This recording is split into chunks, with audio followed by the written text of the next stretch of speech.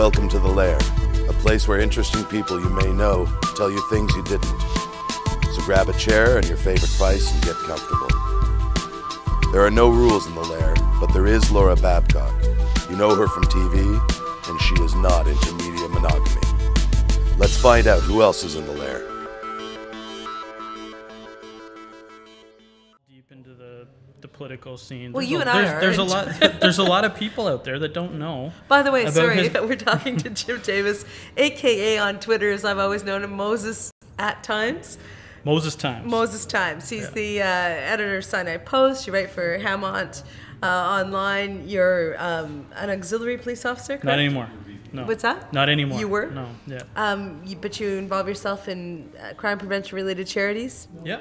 I was with the Community Policing Center for many years, auxiliary officer for 6 years. I volunteered coaching hockey, senior support services. So I've been pretty involved in the And you're unaware of this, Jim, because we haven't announced it yet, but you're the winner of our contest to get in the Lair cast. Because you tweeted me that you wanted to be in the Lair cast, and you've tweeted me so many ideas about Hamilton and been so engaged that when we were looking at it, we thought, you know what, Jim gets the Lair cast. So congratulations. Thank you. You also tempted me with the idea of talking 2012 because I'm a political, as you just heard in my response, Lauren, I wish we could talk U.S. politics on the show once in a while. I think how goes the U.S., how goes the world? So I'm passionate and follow that closely. But Jim and I, one Sunday morning, I was away traveling or something, and Jim tweeted, and he's like, I miss our Meet the Press throwdown because I watched Meet the Press and then put out 25 tweets on the hashtag. So congratulations. Thank you. That's partly why you're here. But to the point that we were just talking about, actually, let me just move it over to the conversation that we were having earlier when you commented to me that you were surprised there were so many Jewish people here in the Lair cast. I'm not Jewish, but Lauren is partly Jewish. In fact, Lauren named his son after, what's your son's initials? Jacob Damon Lieberman is the JDL. Yeah, so Lauren's a bit of a diehard, and is this appropriate? Yeah, I knew you were going to flash it. Oh, excellent. So Star of David tattooed over his heart. So, I'd be remiss given that you're Moses Times, and Moses is not your first name. You followed me on the Corn Show. You were a fan of that program. I don't want this just to be about the 2012 election. I think it's important that we have a conversation about some of those bigger issues as well. Okay. Well, one of the things that got me into writing, I grew up in Caledonia, the hot button issue, the land claim. And, there was no problems between natives and non-natives. When I started high school at McKinnon Park, it was about 50-50. There was no problems. I played football. We all got along. We had, nicknames for each other. And then all of a sudden, this land claim issue comes up. And, long story short, it's really the people who are causing all the problems and digging up the roads and lighting the hydro towers on fire and knocking out the electricity for the whole town were not the Aboriginals from this community. It's an Iroquois reserve, and these were the Mohawk warriors. Oh, these are warriors doing it? Yeah, a lot of the big names were from the United States, and they're really? I didn't know that. They're just professional agitators. Wow. And did you know that, Lauren? Yes. I've heard that accusation before. What's that? Well, they've been in St. James Park. I've seen the Mohawk warrior flag in the Really? back. So the warriors have come to the Occupy They're protest. like local 1005. And let me tell you, if they decide to make that a cause, because they've already called it sacred ground and they've had sacred fires, I mean, let's see. Yeah. Oh, let's wait until we see. Was up there doing the St. James Park today, lighting sacred fires? As soon as it came out that the judge upheld the eviction, they were the ones Really? at the podium. Okay. Yeah. So, these are tough dudes. Yeah. Okay. Well, warrior would suggest such. Yeah, they're not out there to negotiate peace. Now they have a legitimate land claim issue, but the problem is it's 6 miles on each side of the Grand River from mouth to source. So from Orangeville through Caledonia. Right. I mean, how many people's homes live there? My family lives there. My mother's, had to go through a police checkpoint to get to her home. And when I was experiencing all this and this madness, and I was reading it in the newspaper and online, and watching on TV, and I was like, wow, that is not what's going on. Wow. And I got really upset with the media. They were afraid to say the truth, I guess because, you know, a certain group of people was involved, but the truth is the truth. And So you're saying that they didn't want to speak ill of the natives because it's politically incorrect. And you know, CHCH was the same way. I don't know if any of you guys know the guys that had Very the well. one. He's a friend of ours that were beaten up. Yeah. Yeah. I He went was into teaching. He was so traumatized by the fact that RCMP stood there, or OPP stood there with their arms crossed across their chest, hiding their names. I was across the street at the Tim Hortons. This happened in the Canadian Tire parking lot. And I seen these OPP officers standing there. Yeah. All kinds of training, Yeah. weapons, radio communications. And as you said, they just sat there with their arms crossed. Well, Right. this guy got his head caved in. And as our friend said, they covered. He wasn't the guy who was hit. He was the camera guy with them, and he said they covered their names, so he couldn't report them, and he quit. He quit being a reporter and went to in teaching. the big picture, a couple guys take a beating, and no one gets killed, and we don't have another Ipperwash or Oka on our hands.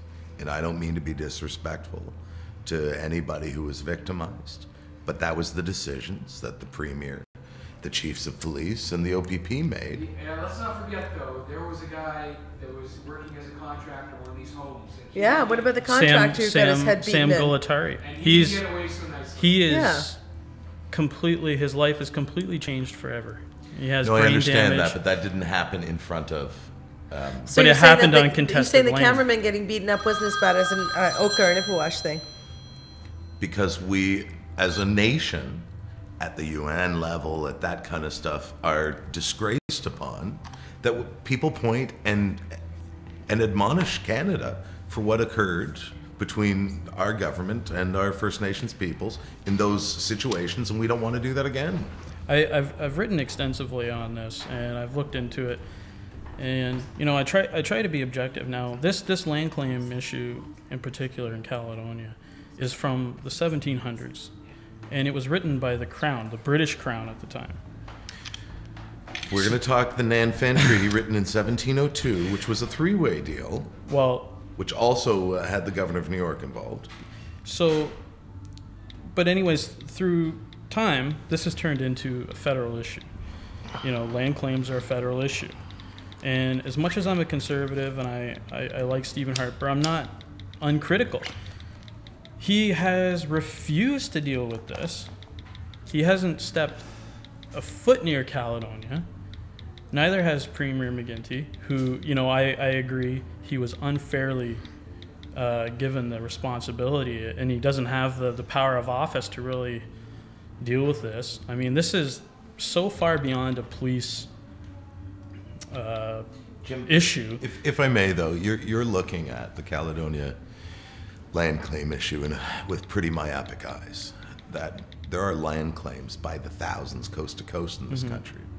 And in Harper's first prime ministerial tenure, more land claims were solved, negotiated, and put to bed than in the previous three administrations. So just because Caledonia has not been dealt with does not mean the ministry is not active, and it doesn't mean we don't have a Caledonia problem. We have a national problem. Well said. I agree. But it's hard to accuse him of myopia when he's actually living in it. I mean, we're Yeah. not living in it. No, I mean- I understand, but it's not about Six Nations there. It's a national... Okay, but hold on a And the second. other- So the fact that there's a national need for national strategy and that there are, 643 reserves in the country and there's land claims all over the country, as you stated, the Caledonia situation really is the focal point. It is the situation that needs the most anymore. attention. What's that? Not anymore. don't I tell don't. people in I Caledonia that. disagree. Just because it's not making front page news doesn't mean it's still not vital. Just the other day, or well, last week, there was a robbery during the day at KFC in Caledonia, not very far from the land claim line. Okay, maybe a 5-minute walk. With a gun, all kinds of eyewitnesses. It was a skinny Aboriginal. The OPP responded. They chased him to the land claim line, and that was it. search off. It's a hands-off on the reserve. There's people that live across the border where they've set up. They're not getting police protection. The police have become a agent of politics and not the criminal code, and that is like the biggest issue. How do you feel about Brian McHale? Who? McHale. Oh, Is it Gary. Gary McHale. McHale? My bad. Sorry. I appreciate what he's doing. I don't think he's the absolute best person for the job. He's somewhat unpolished. He has a blog, Caledonia Wake Up Call. It's riddled with spelling errors And why is that problematic for you? well, this This is itself to the stereotypes of the Confederate flag and the gun rack in the trunk. I don't racist. think you see that in Caledonia. No, but that's what Toronto thinks he is. I know, and I was kind of like morbidly happy that I saw those warrior flags in St. John's Park, because reading all the, listening to CFRB and that at the time when things were in the thick of it, all these people snubbing their nose at, residents of Caledonia. Yeah, and I was bad. like, okay, wait till these protesters are in your backyard throwing rocks through your window, clubbing your citizens, taking down your hydro towers. Let's see how you feel about that. Yeah, it was bad. It was really bad, and it's still rocky, I was invited to speak to a business audience kind of in the thick of it, and I remember I've done a lot of those morning chamber kind of business speeches, and I'm sitting in front of all these business owners who literally were having their market dried up on them. They were in a situation not of their own causing. It was, I'm sure, affecting tourism who wanted to be in Caledonia at the time. And I just remember standing in front of them thinking, wow, you guys really got served a raw deal here. And I'm not saying that there isn't some legitimacy to land claim. I'm saying that the toxicity of the situation, the lack of political will, but Laura, you threw was out hurting there, everybody. Let's say, for the sake of argument, in some bizarro world, that there is validity to the land claim. Right. Well, I think there is. I think there is, Well, too. of course there is. And there's valid land claims from coast to coast. Waiting for the government to negotiate with you wasn't going anywhere. Exactly. So it put Caledonia and all other land claims at the top of the list without loss of life. Stephen Harper, Thank God. as much as I like him, has got to deal with this. Even Tim Hudak in this You keep past- electing Diane Finley. She's the right hand of God there for you. It'd be nice if she'd shown up on her debate. Yeah, she didn't I'm show not up going to on let her go debate. on that one. Diane Finley's another one. I'm positive she's a puppet in this situation. Stay away. Don't say anything. Even Wait, the I thought all premier, cabinet ministers with Harper were effectively... Tim Hudak went to Jarvis, which is about another 20 minutes south of Caledonia. Didn't say a word. Wouldn't allow questions, and got the heck out of there. There's no right political answer. Yeah, they have no... He's the guy. He's running to lead the province. Stephen Harper said, "This is your deal. The province bought that land, which is still occupied, with our money, and Tim Hudak doesn't have an opinion on that." No, it's no longer occupied. The province bought out the developers and have given it to the First Nations peoples. They've given it to them. They're there. They're on the land. Right. They haven't given it to them. This land claim is not. No, but they are there legally as far as the province is concerned. They're not going to evict them. Look what happened last time. So, you know what, guys? I could talk, and I do with you all the time on Twitter, talk U.S. politics, talk anything that comes up. You're a fascinating guy. But part of winning this contest was that you got the opportunity here in the Lair, and we'll publicize it for you, to talk, if you can, for us, Jim, what you think needs to happen for Hamilton, if we can end on that, because I don't want to take you from the opportunity. Well, listening to Lord? Mayor Bertina here. Oh, yeah, earlier Mayor Bertina, tonight, I haven't been a big fan of his. He has done some good things here in Hamilton. I mean, the Lister block looks great. Mm-hmm. But Mayor I- Danny and Mayor Eisenberg would fight for claims to that, right? Absolutely. Jelly's responsible. I was never such a big Deanne fan as when, I saw Bertina going to win this election. I was like, oh, God, please let Larry win this. I don't want... and we're talking about a guy here who worked in media who doesn't know how to handle media. When things are well, like when he, signed his own check for $10,000 to the United Way, I mean, his smile on his face couldn't be any bigger when he was, the media, but meanwhile he hadn't consulted with counsel on that decision, which is kind of shady. But and this ongoing spat with Emma Riley at the Spectator, like all he has to do is talk to her like a person. Well, you held your, I mean, there was a microphone over near the table where you were. You held your fire on the mayor when he was saying those things. Yeah. It's tough. He's the mayor. Right. I don't want to see him fail. You know, I'm sure I'm the guy in my underwear in the basement that he's talking That he kept talking about. Do you know what? I didn't want to bring it up, but I'm like, I think actually at one point I did say, well, we do have a blogger over at that table there. But I mean, like, there are those types out there, but it's far above the mayor's office to be responding to someone who gets 20 hits on their website. Right. I mean, why give someone like that credibility? But you know, and Because I know. the Hamilton Spectator gives that blogger the credibility. Yeah, but and forget makes about it an that for a issue. second. Well, that's irresponsible. People like Joey Coleman or Ryan McReel or I don't know, who knows how many people read my blog. There are other bloggers out there who have real audiences. They're not 20 people. They're not anonymous posts on a real news story. They're a legitimate opinion. They have their own sources. That's the kind of, that's the new media that has credibility. I get the impression, too, with the mayor is he doesn't like opinion that's contrary to his own. And that's where the problem lies. Like, you know, like sometimes just the optics. You got to make the optics look good. Like when you fling a pen at someone, like adults don't do that. Well, and I've never done that in my life to anyone. Yeah. I don't ever feel I would ever do that, but he did that. Okay, like we're human. We And make you heard mistakes. the comment that I made to him about walking away from media can be seen as dismissive. It's the optics of it are of being cantankerous, not of being. But then to counter that pen throwing incident, when he was reelected, I'm gonna crack down on council and Well, bring some decorum. Who should know better? And that's why when he said that he had a decorum council, I said, well, compared to the one where you were throwing pens, I mean, it's a little thick around that, and that's why we challenged him, right? And to get back to your original question, what should make Hamilton better? Again, I go back to the mayor. Almost a year ago now, when he was elected, he was in his campaign office over at the old Bible store there on Main, and he said, we're gonna ask questions about de-amalgamation, and we're gonna look into this. And I was like, bull crap. that is like he's a smarter guy than that. Right. All right. That is just a cheap talk to nibble up some votes in Stony Creek and Ancaster and Glanbrook, people who have legitimate beefs with amalgamation.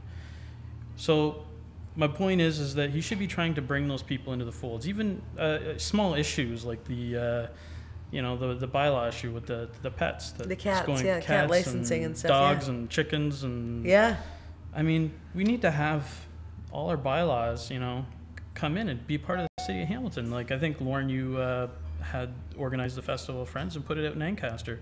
I think that was a great reason for the fact that it's in Ancaster. It's Hamilton, Still it's a here. Hamilton Festival of Friends. It's still here. Although- Ancaster's involved. With each passing day, I learn that no matter what, like $1 is worth $1 downtown and only worth 50 cents in the burbs. Like I get that in terms of political currency, but still, I'll take my 50 cents in the burbs. Well, considering you doubled the numbers, it kind There of you works go. out in the wash, right? Yeah. So your thought, Moses, then for Hamilton is that we need to unite the former municipalities. We need to do more things to bring them People together. in Stony Creek they're Stony Creekers. Yeah. Sure, but that area rating citizens No. committee was According to Ron supposed Corsini, they're Stony Creek. How do you say it? La Montagne. La Montagne. La Stony Creek. I like your message of unity, and it's tough when a mayor runs on a de-amalgamation open platform to suddenly be the guy to bring the groups together. But is there hope under Mayor Bertina's leadership, do you think? It's up to him. Okay. I mean, council is not with him. He's got to work with council. Yeah. I mean, the nonsense going on between him and Terry Whitehead. I mean, he can't correspond with upper levels of government on his own without another representative. All but 2 councillors agreed with that. I mean, I would like to believe in my mayor that he can deal with, be open and say this is what we discussed. And like, I have respect for the mayor's office, and I don't want to sit here and. But you had an dump on opportunity Bertini. tonight to like one of the weird, interesting quirks about the Laircast is that we have a live, small audience.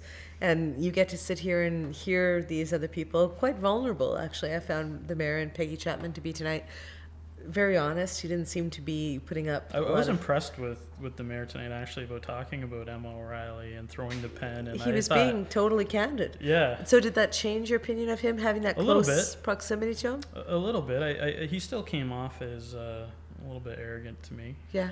Well, you know, we broadcasters. You know, what are you gonna do? I did sit quietly when he was here. You know, I live in Burlington. I'm not, you know, I'm not completely in tune with Hamilton politics like well, yourself and Lauren. You and seem to know a fair amount. Well, no one is more than I was a little bit intimidated in getting into a huge debate with him, and you know, all these other projects Hamilton has going on right now. I mean, I just don't think it's a time. Yeah. You know, and I would take a hard line against the Tiger Cats. I don't think that municipal politics has any business in financing a professional sports team. How do you guys feel about that? Oh my God, don't get us going on Pan Am. We'll be here till next Monday. You know what? It's, the Pan Am, you've pulled up one of the Band-Aids of Hamilton we've just recently laid. But Hamilton's not alone. I mean, all kinds of municipalities do this for the pro sports team. It's not right. Yeah. So Hamilton, you know, I respect. So council's to answer your decision. question, because I'm not one to duck a question, I think that we got a raw deal. I think that a refurbished Ivor Wynne missed the opportunities that either of the alternative locations could have provided. So it was kind of like a mediocre ending to a really poorly managed scandal. And I think that the Tiger Cats lost face in the way that they handled it. I think that City Council looked like they were duped. So there are no winners in that, and the entire city took a loss. Do you want to quickly answer that, Lauren, before we wrap up? Yeah, I think that we ask a lot of council to weigh in on financial decisions that are well beyond their purview. Yeah. And you mean they shouldn't be talking about nuclear disarmament and or shark fin soup or shark fin soup or wind energy for the province? Well, let's just say how about it's some of the stuff that they're asked to weigh in on. They don't have the time or ability, the time to do the reading or the ability to comprehend. Yeah. And I don't think they understood how badly they were duped. But you know what? I've loved talking to you, Jim. I mean, thanks for having me. Well, I didn't even realize you had the first-hand perspective with everything that went down in Caledonia. And for somebody who lives in Burlington but blogs on some Hamilton posts, you certainly know. I mean, when you can break it down to which councillors are having which issues with which politicians, you know Hamilton as well as Lauren and I do. So thank you for being here. Thank you. I hope you've enjoyed the Laircast experience. I have. Thank you. Chats in the Lair is a Power Group production. Visit us at powergroup.ca or laircast.com, or check us out on Facebook and follow us on Twitter.